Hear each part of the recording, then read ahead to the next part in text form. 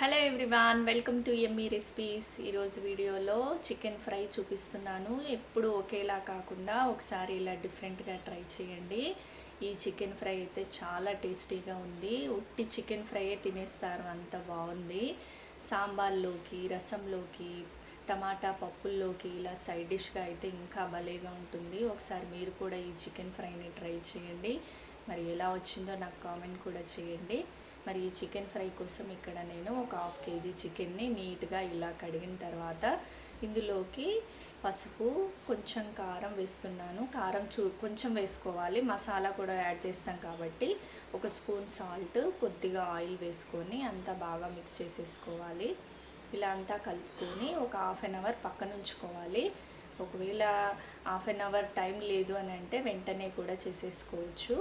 ఇప్పుడు stove on చేసుకొని వేరొక ప్యాన్ పెట్టుకొని అందులో 2 టేబుల్ స్పూన్ల ఆయిల్ వేసుకొని ఆయిల్ హీట్ అయిన తర్వాత సన్నగా కట్ చేసుకున్న ఈ ఆనియన్స్ కూడా వేసేసుకొని కొద్దిగా సాల్ట్ వేసుకొని ఆనియన్స్ మంచి గోల్డెన్ బ్రౌన్ వచ్చేంత వరకు ఫ్రై చేసుకోవాలి. ఇందులోనే 1 స్పూన్ అల్లం వెల్లుల్లి పేస్ట్ కూడా వేసుకొని ఫ్రై అయిన తర్వాత కలిపించుకున్న చికెన్ని కూడా వేసేసుకోవాలి.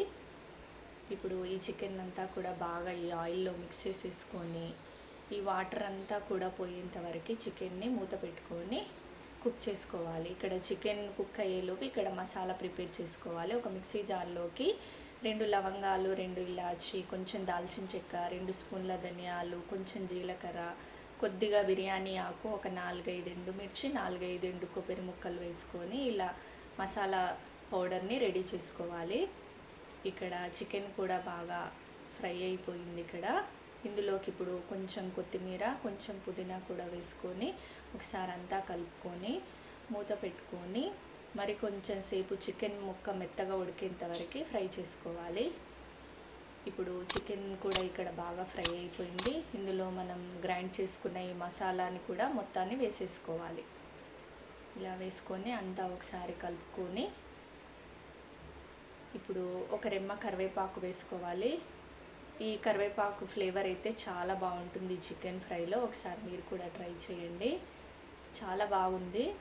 ఇలా అంతా కూడా ఒకసారి కలుపుకొని మూత పెట్టుకొని మరొక 2-3 మినిట్స్ ఇలా ఫ్రై చేసుకున్నామంటే ఎంతో టేస్టీ అయిన చికెన్ ఫ్రై రెడీ అండి. ఇప్పుడు లాస్ట్లో కొంచెం నిమ్మరసం కూడా వేసుకొని మరొకసారి కలుపుకొని స్టవ్ ఆఫ్ చేసుకున్నామంటే ఎంతో టేస్టీ అయిన చికెన్ ఫ్రై రెడీ. ఎందులోకి తిన్నా కూడా చాలా బాగుంటుంది. వీడియో కనుక నచ్చినట్టయితే please like, share and subscribe.